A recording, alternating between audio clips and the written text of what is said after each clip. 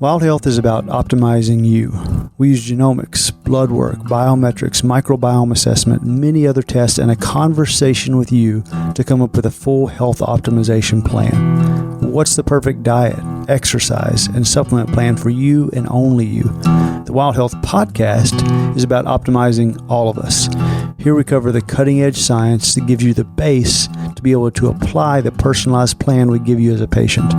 To sign up as a patient, go to wildhealth.com. Or if you're a physician or health coach and you want to learn how to do this for your patients, we're happy to help as well. wildhealth.com for all the information on becoming a patient or working with us.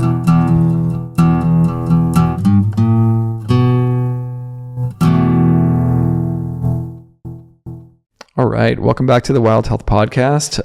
Mike Stone here, and super excited for the conversation today with Paul F. Austin. Paul, thanks for joining us. Thanks for having me on, Mike. I've already had a pleasure getting to know you just in chatting for 15 minutes or so I can't wait to see where this conversation goes. Yeah, we're freewheeling today, as we decided in advance. Paul has so much he could talk about, and just a little bit of background on Paul.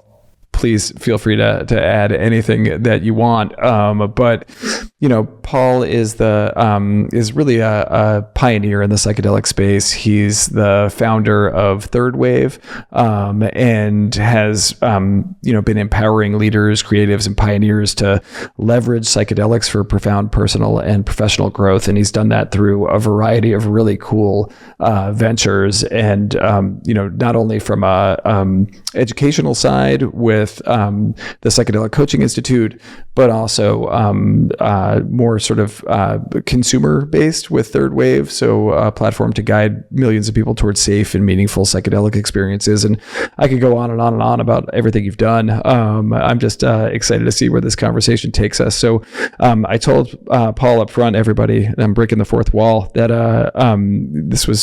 there's so much that he knows about so deeply that I really want to kind of give him carte blanche to talk about anything from educating practitioners in the psychedelic space to microdosing to how you maintain a strong professional presence without the stigma of being somebody who works in the psychedelic space. So all of those things are on the table or more. And I'd say just take us away and we'll kind of roll with it. Well, my context in the psychedelic space, a lot of people come from or come into the psychedelic space with, we could call it a medical lens. There's a lot of doctors, psychiatrists, clinical therapists. There's a lot of people who talk about the therapeutic application of psychedelics. And my personal interest has always been much more in how can psychedelics help us to be better leaders, lovers, and listeners. Those are the three L's that I often talk about. And my own path with them started when I was 19. And I had the pleasure of doing LSD on several occasions, not a microdose, but a macrodose, often with a friend or two in nature, and just had really beautiful transformative experiences. And I grew up in a community that was quite traditional, and I grew up in a family that was very religious. And my parents they continue to go to church. They're good people, Democrats, more progressive, and they, especially when I was growing up, cannabis was terrible. Psychedelics were awful. Any illegal drug was really nothing to touch. And in fact, at the age of 16, my parents found out that I had been smoking cannabis. And my dad and mom sat me down one Sunday after church, and my dad looked at me and was like, I haven't been this disappointed since my brother passed away in a car accident. That's how impacted they were by the fact that I had tried, an illegal drug. And so from that experience, I came to realize, the conditioning, the stigma of cannabis and eventually psychedelics, it's intense, and yet I'm not sure it's based in science. I'm not sure it's really fair. It actually makes sense. So I set out after those early LSD experiences to build a project, or just to simply focus my time and energy on destigmatizing psychedelics. And not only destigmatizing them, but ensuring people could use them in safe and effective ways. And I focused on microdosing in particular as a great entry point, because as I studied the history of psychedelics, I came to realize that we had a long history of use of these substances back to the ancient Greeks and the ancient Vedic scriptures. And there's even archaeological evidence in Mexico from 15,000 years ago that the indigenous peoples there were working with peyote. So I knew that there was a rich historical context. And I also was aware of what had happened in the 50s and 60s, that there were 1,000 clinical papers published on the efficacy of LSD. And my perspective is that LSD wasn't the problem. It was that we were just doing way too much of it. And so if instead of macrodosing, people could learn to microdose first and how that might benefit them, it could help to open a greater perspective on ways that psychedelics might be useful tools and accessible to everyone. And so in 2015, I started Third Wave as an educational platform with the intention of informing people with science and objectivity about the benefits and risks of psychedelics. And my intention from 2015, and it continues to be my intention, is how do we create accessibility to these medicines, to these substances for any adult who wishes to use them. So I'm really keen on not just medicalization, which is occurring. The FDA looks to approve MDMA this year, but also adult use of psychedelics in a really intentional and responsible way. And there's challenges to that, and there's things that we're navigating, but I mean, it's been crazy to see how much things have changed in just 8 to 9 years, right? Since I started Third Wave in 2015, Michael Pollan's book came out. Oregon and Colorado have legalized psychedelics. The number of people who have taken a psychedelic has quadrupled from 2019 to 2023, 4x the number of people. And now 61% of Americans support legal psychedelic assisted therapy. So we're at this precipice in time now where I think we're on the verge of legalization. And so the question now is, how do we ensure it's done in a safe way, in a responsible way? And that's where my sort of now focus is less so just on broad education and more so on training practitioners and clinicians to steward this medicine in a really healthy and responsible way. Wow. Well, thank you for that. There's like a trillion follow-up questions I have in that generous intro. I think maybe first I give you just a super softball, and just for listeners who don't really know what constitutes a microdose versus a macrodose in terms of a psychedelic compound. So microdosing is a pretty new phenomenon. It really only came on the scene through Dr. Jim Fadiman about 13 years ago. He wrote a book called The Psychedelic Explorer's Guide and included a chapter in there about the practice of microdosing. And microdosing is taking a very low dose of a psychedelic, about 1/10 of a regular dose. And instead of it just doing it once, you do it 2 or 3 times over a period of 30 to 60 days. So there's a protocol that you commit to. And what most people experience, and what's also been discovered through scientific research, is that microdosing helps with energy. It helps with mood. For that reason, it helps to lower depression. And they found some interesting research that it helps with sleep, of all things. It helps to improve REM sleep. Now, there's various other things as well. People say how it helps them to become more creative, how it helps them to be more communicative in relationships. Because it's still so early, we don't have a lot of clinical data yet. But there's a lot of anecdotal reports of how people are utilizing microdoses to wean off certain psychiatric medications like Prozac and Zoloft. Also Ritalin, Adderall, and Vyvanse. People are looking to microdoses to help get off of those. And the idea with microdosing is that it's sub-intoxicating. So Jim Fadiman, when he first talked about microdosing, described it as sub-perceptual, meaning when you take it, you don't feel anything at all the day of. What I've noticed as I've been in this work and helped, thousands of people through this is some people might feel it a little bit, and that's okay. But what matters is that they can still navigate their everyday life with the dosage that they're taking. And the precise dosage it's personalized. So just like in personalized medicine and functional medicine, right? What works for one person is not necessarily what's going to work for another person. This is also true with psychedelics. It's also true with microdosing. Some folks with a microdose, the average microdose is 10 micrograms of LSD and about 100 milligrams of psilocybin. Some folks need less than that. It might be, half that, 5 micrograms and 50 milligrams. Some people need 2 to 3 times that, depending on their background, depending on where they're at. And so what we always advise folks is start low and go slow. You can always take more. You can't necessarily take less. And the intention with any microdosing protocol is to go through what I call a calibration phase, where you're just experimenting at different dose levels. You're getting a sense of what works and how it feels. And then you're finding the sweet spot and committing to that for at least a minimum of 30 days, a month, doing it 2 or 3 times a week for that month.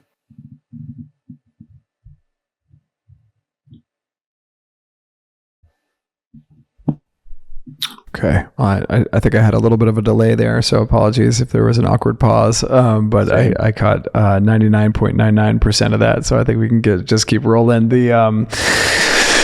I think it's a really important distinction. Caffeine's not subperceptual, so I think aiming for subperceptual isn't necessarily a great indication. We've all had coffee and had some increased energy and maybe a little bit of a racing heart rate, and that's a lot of the reason why people use caffeine. But if anybody's ever gone too heavy on the caffeine, when it can become incapacitating and get a little bit of a tremor and maybe some nausea. So I think some obvious parallels to draw there in terms of what actually constitutes microdosing. I have a question that a friend of mine asked me because he knew that I was going to be talking to you. So this is a special question for you, which is for folks who are microdosing psilocybin. Do you notice a significant difference in energy, sleep, mood with certain strains of psilocybin versus certain other strains of psilocybin? So the strain conversation is relatively new. The most common strains are golden teachers, penis envy, Cambodia. There's one called B positive, ghost, tidal wave. There are certain strains that will have greater potencies than other strains, right? So ghost, for example, has about 2.5x the potency of golden teachers. So you could take about 50 milligrams of ghost and it would be similar to 100, 120 milligrams of golden teachers. There's some people will say, and I'm not going to go so far as to say this is confirmed, but that ghost, for example, is more heart opening, more MDMA-like. Whereas golden teachers is more visual, and penis envy might be more physical in nature. So some people will say they have different flavors of nuances, but what we can point to with certainty is that certain strains are more potent than others. So depending on the potency of your strain, typically what I tell folks is do your best to start with a golden teacher. Golden teachers, I think, are the most common, the most prevalent. And that's going to be at about that 100 milligram to 150 to 200 milligram. And then as you get deeper into learning about mushrooms and potentially trying different strains, then you could experiment with a more potent strain and see how that feels. What I think has a greater impact, though, than strain is the supplements or herbs that you choose to take with the microdose. So we have a formulation that we've created that combines, not Third Wave, but a separate company and brand, combines psilocybin with lion's mane, cordyceps, bacopa, and long jack. And the intention of that supplement is to create a focused, attentive mindset utilizing psilocybin, because when psilocybin is taken on its own, it tends to be more somatic. People experience deeper emotions on it. There may be more processing that needs to be done.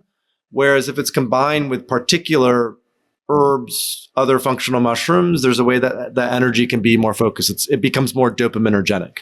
And in fact, this is the core difference between LSD microdosing and psilocybin microdosing. LSD microdosing has greater activity on dopamine. And dopamine is tied to focus, attention, and motivation. LSD tends to be more stimulating. And what I notice is folks who are drawn to that are looking for more of the cognitive enhancement and performance, whereas people who are drawn to mushrooms are more looking for a deeper therapeutic healing, help with depression, help with catharsis. So I think depending on the intention and what someone is looking to do, that will determine the strain type, that will determine the formulation that they choose. It could also determine the medicine that they choose to work with. Mescaline, which is in San Pedro and peyote, it's a phenethylamine, has a similar profile to LSD in terms of what it does to neurotransmitters. And San Pedro has the greatest impact on inflammation of all three. So clinical research out of LSU has shown that a mescaline-like synthetic substance called DOI is extremely effective on inflammation. And so a lot of the benefits that people are noticing and experiencing, I think, are related to a reduction in chronic inflammation as a result or in support because they've started to microdose as well. Huh. I think it's a good transition point here to, stewarding people through the experience of even just getting basic education around psychedelic use, what's the legality of a specific substance? What are the harms, potential harms? What substance might be most useful or most compatible with goals and objectives? I mean, that's what you guys are doing at Third Wave. And I think, obviously encourage listeners to go check you guys out. We'll put a link to Third Wave in the show notes for sure. I'd love to hear more about the Psychedelic Coaching Institute, because, having just finished a year-long hybrid of in-person and remote training program for psychedelic practitioners, which, included some of the, MAPS, now Lycos training for MDMA use in a clinical setting.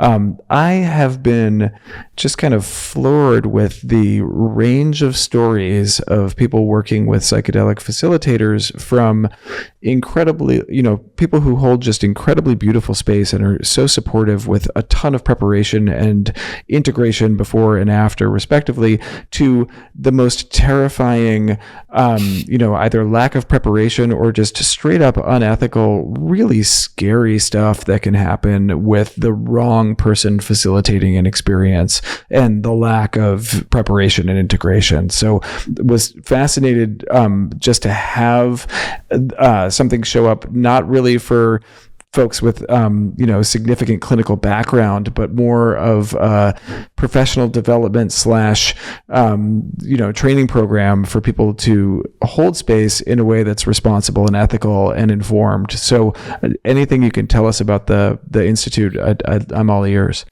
Yeah, the origin of this is in 2018, I started a legal psilocybin retreat center. And at that point in time, I was 27 and was, an early entrepreneur. This was just before Michael Pollan's book came out.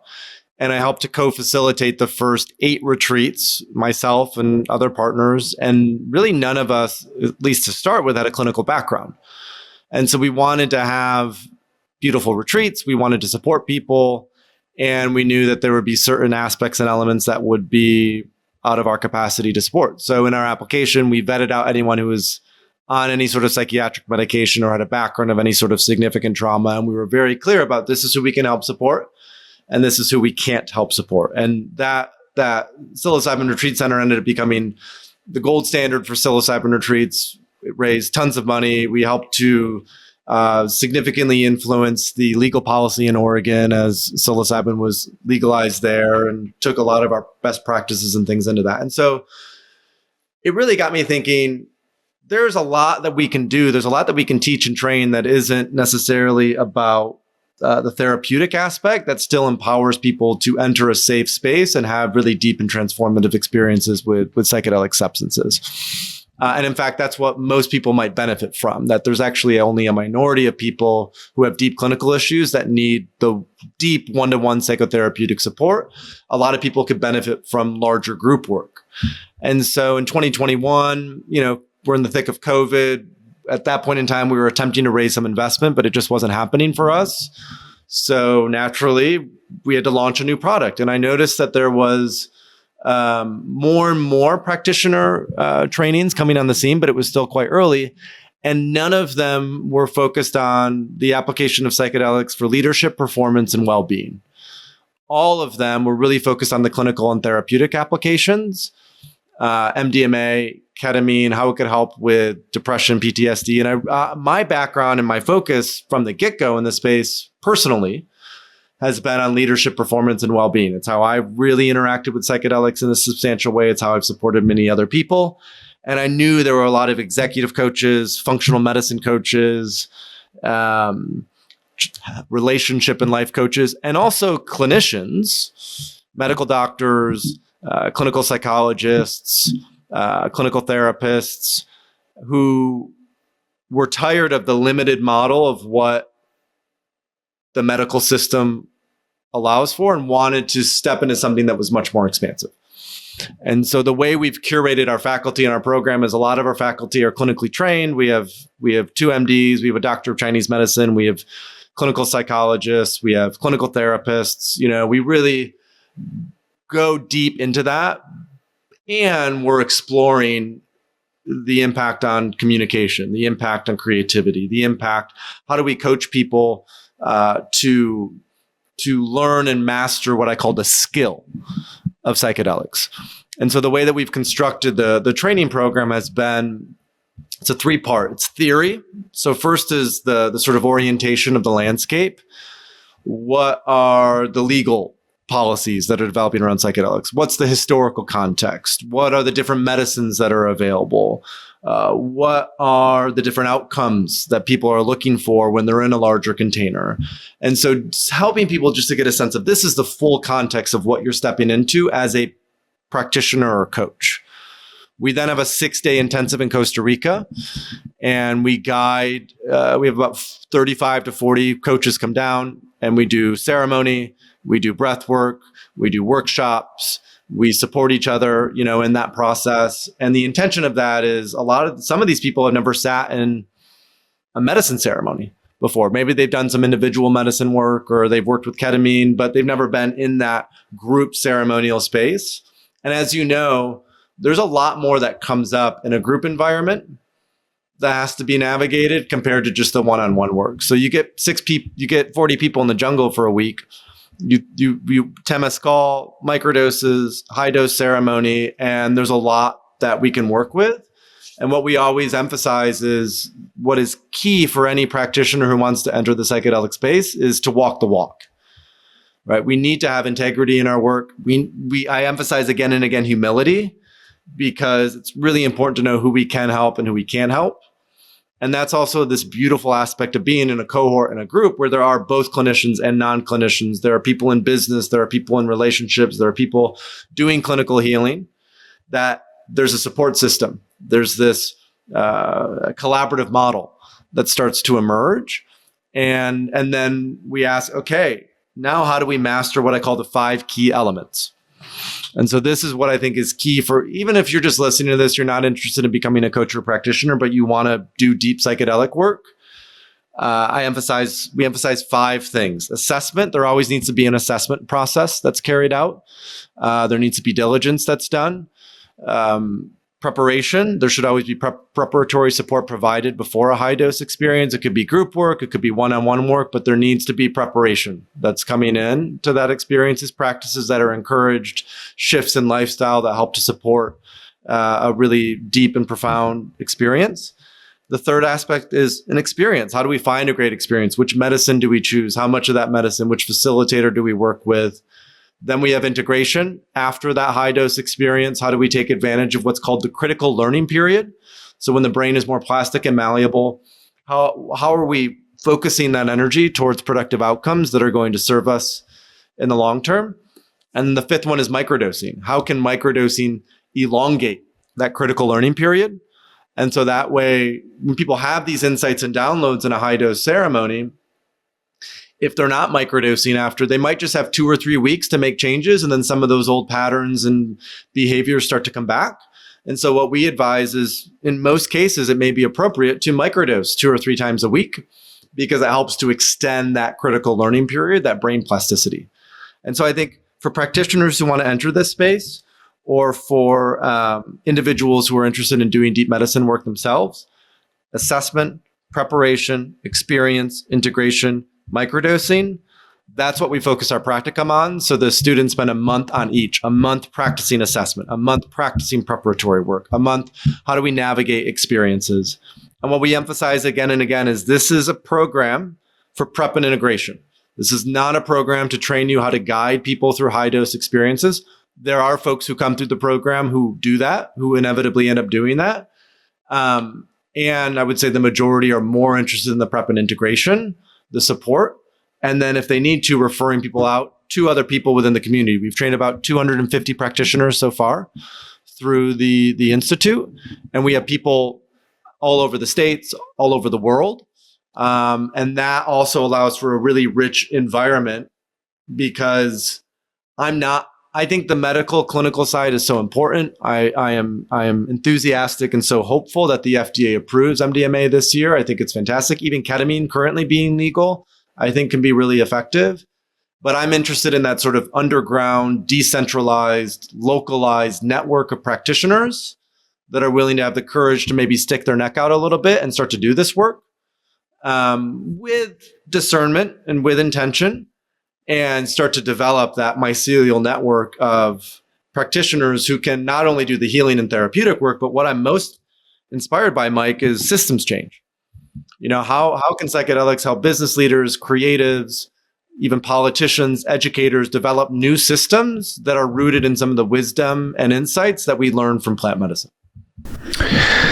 Wow. Yeah. I mean, I just put an exclamation point on the idea of group work. I think that very proud of the Portland area work that's going on at the Portland VA with veterans and group MDMA therapy. I think that one of the things that has me concerned as a clinician with the hopefully a successful rollout of rescheduling of MDMA is you look at the clinical investigations that have, phase 3 clinical trials, both of them for MDMA, and the overhead costs to get one patient through that kind of experience are just staggering. And that's not even counting whoever decides it will cost for a dose of MDMA when it's pharmaceutically manufactured and sold. So I think as you go to groups, you are able to distribute that cost significantly and hopefully really open that up to the vast majority of folks who need it desperately for their healing around PTSD, depression, etc. All that said, and I mean, there's a model for that, right? This is like what Stan Groff did when he moved away from LSD, is started doing, 150 people in a room doing holotropic breath work, right? It was done in groups for the same reason, not only the distribution of overhead cost, but also just the energy and the community that comes from working together in groups. So, really something I'm also passionate about. I'm also passionate about like the fact that there's, yes, medical or medicalization of psychedelic use for clear-cut indications. I work with ketamine in a physical practice in Portland for people with treatment-resistant depression, PTSD, OCD, etc. And that's a wonderful medication that can be used really well for healing. But the vast majority of folks who are curious about psychedelics are not curious about them for the purposes of healing a DSM-5 mental health disorder, right? They're curious for a lot of the reasons that you bring up, and I'd love to hear more about either, and obviously, like with privacy in mind, success stories or experiences that you've seen in the leadership space with integration of either full dose or microdose psychedelic use, and how that might roll into the entrepreneurial space or the business space. Yeah, I'll zoom out a little bit. I think it's a great question. The community aspect is so important. A lot of folks, even if they don't have a DSM-5 diagnosis, we find ourselves in one of the loneliest periods of human history. And so being able to do that group work, churches have often filled that space for us for the past 1,500 years. And as more people leave mainstream religion, I include myself in that. I was raised very Christian and in a church. And I was initially, when I left, I was very sort of critical and like, I can't believe my parents would, be religious and go to church all the time. And then I came to realize, these are their friends. These are the people they see on a weekly basis. They're working all the time. Besides that, like this provides something that's really deep and meaningful. And so my my greatest wish for the sort of broader psychedelic ecosystem is that we find a way, just like in the church, when homeless people could come, we had a food pantry, even if you couldn't pay or afford, you could still come to the service. And I would hope that we come up with similar models for working with psychedelics. I think that's really important. And I think the reason I mention that context is if we look scientifically at what's happening in the brain when we work with psychedelics, there's what I would point to are two key mechanisms that help leaders in particular. One is its impact on neuroplasticity. We know that psychedelics help to basically increase something called BDNF, brain-derived neurotropic factor, which is a precursor to neuroplasticity. Like I said, there's that critical learning period that happens for weeks after a high-dose experience. So that's one key thing to focus on. The other key thing to focus on is the amygdala. And psychedelics downregulate the fear response from the amygdala. And so when I look at leadership in 2024, the two key skills that I think are important to train are adaptability and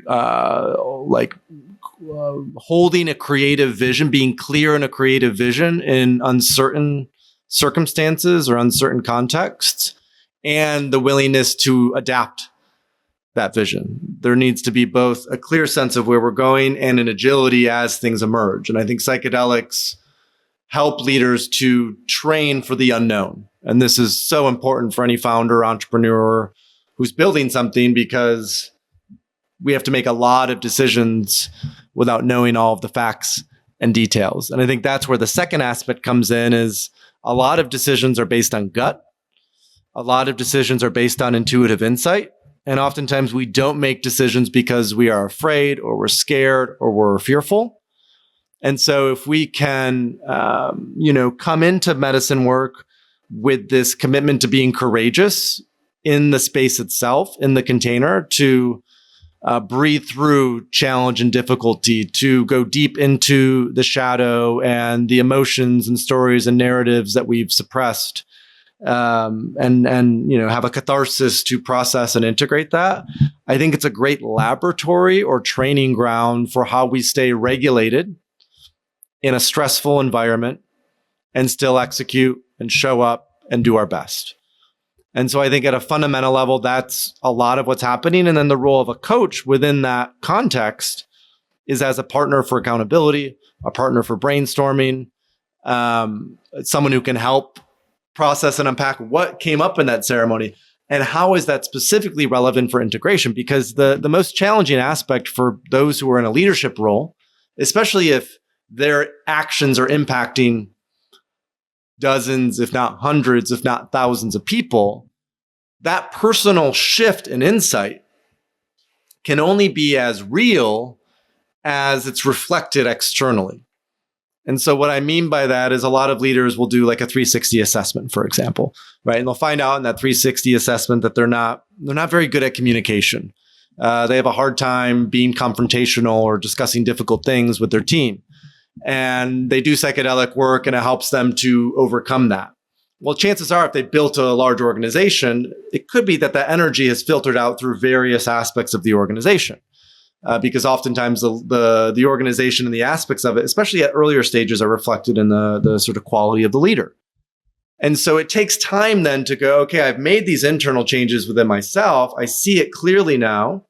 Now, how do I actually go change the systems around me without breaking them?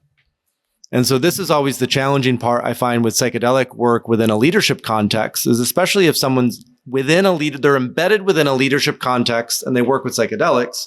Sometimes the impulse is to make a lot of changes quickly. What that can lead to is destabilization that is very destructive in the long term. And so what we have to balance from a leadership context is we have to balance for personal transformative change that is effective and useful, while ensuring that when that gets communicated or spread, it doesn't lead to a destabilization that could negatively impact an individual's life or organization. Now, the greater nuance within that, of course, is sometimes things get harder before they get easier. Sometimes things get worse before they get better. which comes back to the importance of the courage to navigate our shadows within deep ceremonial work. Because if we've gone into that space, if we've learned how to breathe through it, if we've learned how to navigate that, then when we come back out into the real world, we realize, oh, I got this. This is not a big deal, right? I have the capacity to navigate through this, even if it's difficult or challenging or testing me, right? There's a way I can show up with presence and love and commitment to the larger devotion or mission that will carry me through this challenging period. So I know it wasn't a specific example, but I hope just for the listeners, it's like they're probably going to hear aspects of themselves within that context and that story. And so it really helps to know this can be life-changing. It can be incredibly transformative. And there's a certain level of care that's required when we come out of that experience and how it gets communicated and navigated in our everyday life. I think it's beautifully put. I mean, they people don't refer to it as doing meaningful work for no reason. There's often a lot of work that goes into it, in the sense of things getting harder before they get easier. And I think that's to be expected if you're really leaning in. And I think maybe a good place for us to wind down a bit would be, some of the other for listeners, they know what we do at Wild Health, right? We're tremendously focused on the whole individual. We're focused on everything from exercise to community to sleep to nutrition, personalized interventions to help people live long and healthy lives that are also deeply meaningful and joyful. What are some of the top practices that you like to recommend to clients, or that you teach through the Coaching Institute, in the outside of medicine and additional compounds, like, so aside from stuff that you'd put into your mouth, and we can leave the nutrition stuff aside. Let's just say, I'm going to guess, avoid alcohol, avoid processed food, ultra high processed foods, avoid added sugars in the space both around and after ceremony. But other things that you like to encourage, really anything. I'll leave it open. Obviously I have some stuff in mind, but I'm curious what you like to lean on.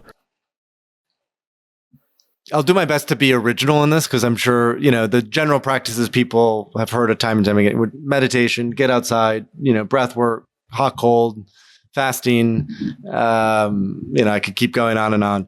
All the usual suspects. All the usual suspects. The more important context that I would say is we have what we call our model of transformation, and so it's a 5-part model, and I'll briefly walk through it and then talk about what are some of those practices then that we might implement based on the skill that we're looking to cultivate. So the five skills within our model of transformation are awareness, number 1, self-regulation, number 2, motivation is number 3, interpersonal is number 4, and then greater collective is number 5. So awareness, self-regulation, motivation, interpersonal, and collective. And what we tend to find with this work, with the sort of coaching work specific to psychedelics, is most folks, it's either going to be nervous system regulation. They really need to improve their overall physiology. They need to improve their sleep quality. They need to improve, some of their, they get blood work done, and maybe their testosterone is low, or maybe there's something wrong with their adrenal glands, or white blood cell count, or whatever that is, right? There might be something that shows up in the physiology that has to be focused on first. And in that case, typically it's a matter of how do we get the autonomic nervous system to shift from being sympathetic largely to a more parasympathetic state. And that could be a practice of spending time in meditation. That could be a practice of cold plunge and, sauna. That could be a practice of fasting, whatever that is. Motivation, a lot of folks come into psychedelic work because they're lost to some degree. They're looking for clarity. They're in a point of transition. And so if the intention is greater purpose, typically what I say is, how do you create spaciousness in your life? What's the practice to have more time to reflect, to think, to consider, so you can get clear on what you want to do from this point forward? And a lot of people who have been, especially professionally successful, maybe they've worked in the corporate space for a long time, or they've been a lawyer for a long time, or, they've had a medical practice for a long time, and they're like, something else is coming through. They just don't know what.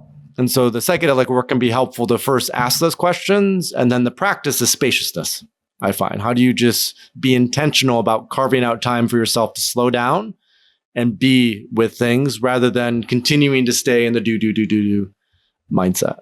And then the third thing is relationships, right? How do we relate to our spouse or partner? How can we have more compassion and heart? How can we become better communicators? So in that case, it might be things around nonverbal communication. It could be related to, there's other practices around, like there's one that's just being fully honest, right? Maybe we just need full honesty for a period of time. Maybe there could even be, for some folks, and they've been monogamous for a long time, and they're like, maybe it's time to open up the relationship. There could be aspects of navigating that as well that a lot of people are exploring these days. So those are what I find are the three most common outcomes that people are looking. Awareness is a fundamental, I think, foundational for anyone, just greater awareness. It goes back to the shadow work. And collective is more about how attuned are we to not only our physical environment, but the environment of what is emerging around us. How well can we see the patterns and recognize the patterns of what's happening so we can align with the sort of the life force that is moving through collectively. My personal practice is I really root in meditation, I would say, as a core foundational practice. I did my first 10-day Vipassana about 7 months ago, which is 10 days of silence, 10 hours of meditation a day. It's within the Goenka style. I did this in Joshua Tree. So I've meditated like mindfulness meditation for years, but that was my first really deep dive. So the way that I love to work with clients is first emphasizing the importance of a meditation practice. And then I'm really keen on nature, hikes, long hikes, walks, coaching work, ideally if we're in person, in nature, nature immersive experiences, could even be camping, but just how do we really connect and reconnect with nature? This is also why I love, we were talking about the practitioner training. We do it in the jungle in Costa Rica, like in the middle of the jungle, and all of the materials, the building materials are natural, and it's a lot of biomimicry. And so there's a really deep connection and relationship to the land there. So for me, I would say the two things that I really lean into hard as part of our training is meditation and nature immersion. I think those are two key practices that will benefit and support everyone in every way. Amen. Could not agree more. Deep practices for me as well. Well, listen, when we kicked off, we said we were going to aim for 40 minutes or so that people, didn't just get too much joy and inspiration on one podcast. Right. And I think we're gonna cut it right around here. But I could keep talking to you for hours, and I'm sure while we're waiting for this thing to upload, we'll probably still keep going a little bit. If people want more Paul Austin in their lives, where would you send them right now? To your podcast, website? Like, how do people get more of you? Yeah, go to thirdwave, thethirdwave.co. I'm on social at Paul Austin 3W. Send me a note or a message. I'm pretty active there. If folks are interested in the practitioner program, we have a $500 discount. Wild Health will be the code. So just put that in on our practitioner training program. You can find all of that on thethirdwave.co. So Wild Health, $500 off the practitioner training program if folks are interested. And then if podcasts are a big thing, we have a podcast called the Psychedelic Podcast. Dr. Mike Dawson is also going to be on our podcast in a few weeks. And we've had that for years and interview a lot of luminaries and interesting thinkers in the psychedelic space. So folks could also check that out. Amazing. Paul, thank you so much for spending time with me. Really, really enjoyed the conversation. Looking forward to more to come. Thanks, Mike. This is fun. Thanks so much for listening to the Wild Health Podcast. If you're a Wild Health patient, you might not know, but you have access to our referral program. This gets your friends and family 25% off Wild Health services. Just head to Clarity, and in the top right corner, you'll see Refer a Friend. Click there, and you'll be brought to a page with your referral code. Happy sharing.